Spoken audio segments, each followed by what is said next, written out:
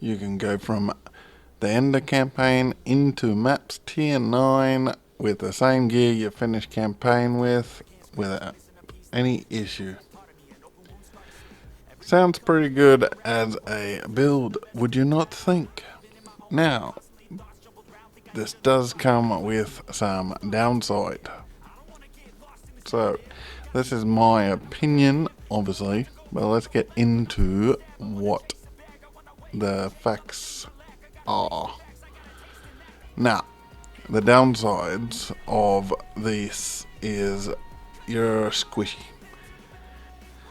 Now, this is overcome with the design, your spell suppression and everything all builds up to it, but as you do the campaign early on, you are very squishy and you slowly become less squishy, but it's a matter of keeping your resistances and everything up, not staying still, but anything punches you in the face, it's a little more dangerous than other builds.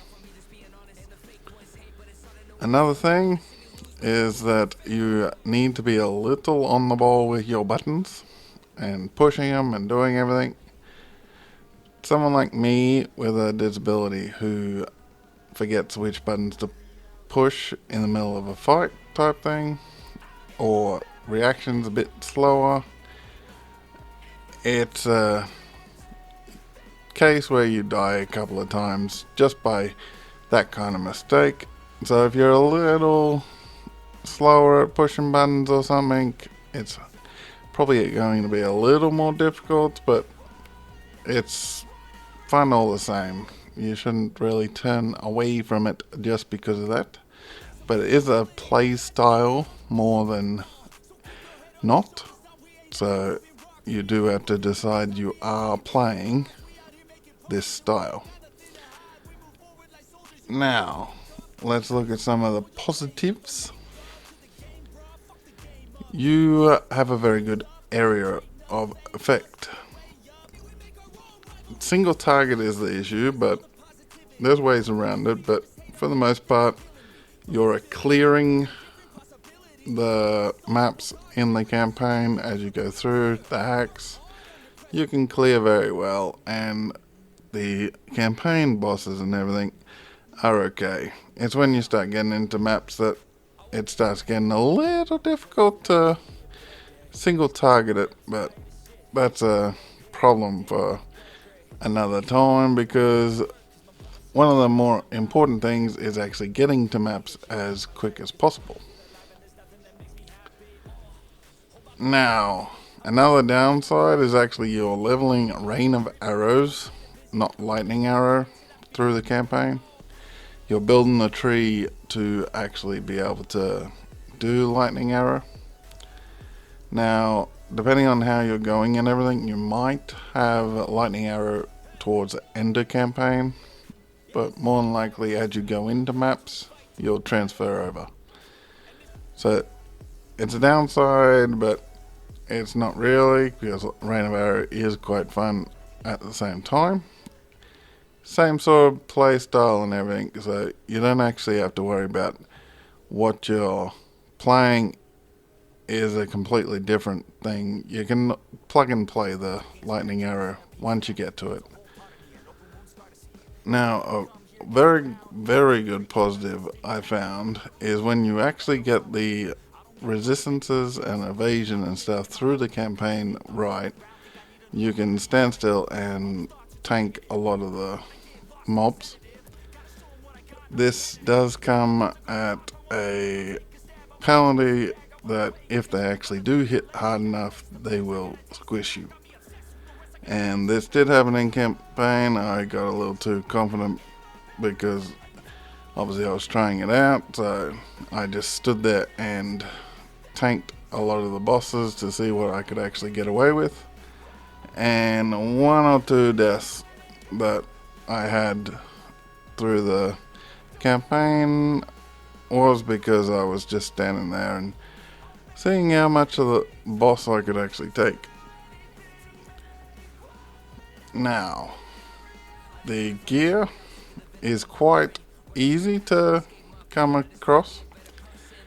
I didn't use any of the league mechanics. I didn't use anything like strong boxes, essences. I didn't use any of that. All I did was a couple of delirium, a couple of abyssal tome drops. I didn't use any of the gear from it because it didn't drop anything decent for me. But I purposely didn't do anything up until I finished the campaign as far as league mechanic of any league. No strong box or anything, like I said. This was to prove that you could just do it without touching all that stuff. And I easily got the gear that was required. All I had to do was check the DPS and all that and do a little maintenance.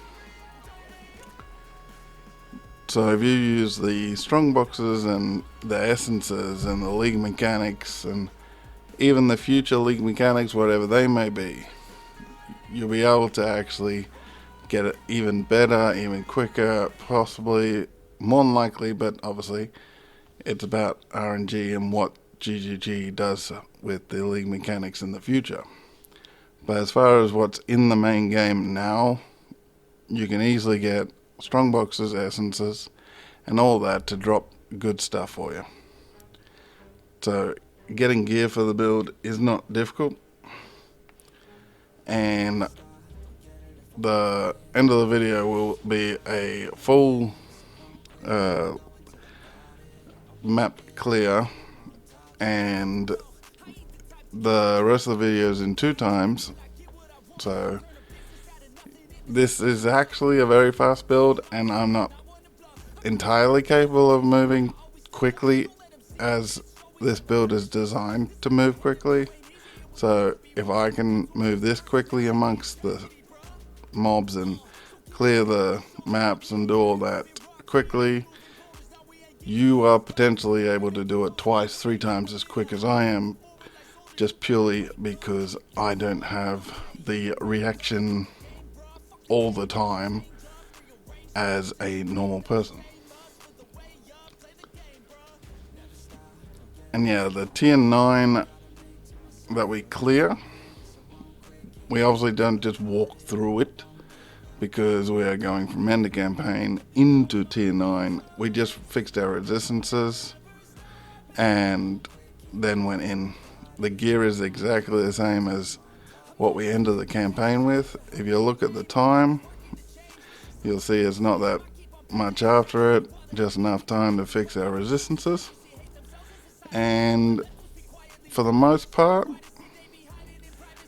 we are able to stay alive, providing we don't come up against a lot of chaos. Because we're obviously not capped on chaos yet. Because finishing campaign with full chaos res after Act 10 is quite difficult. Unless you obviously got gear waiting for you after campaign, or you're just very, very, very lucky. Or the build is designed through the tree and through some of the other things to actually do it. But yes, this is Lightning Arrow, which is actually Rain of Arrows for the most part. But Lightning Arrow comes into it when you go into maps. And what do you think this build is designed to do in your opinion?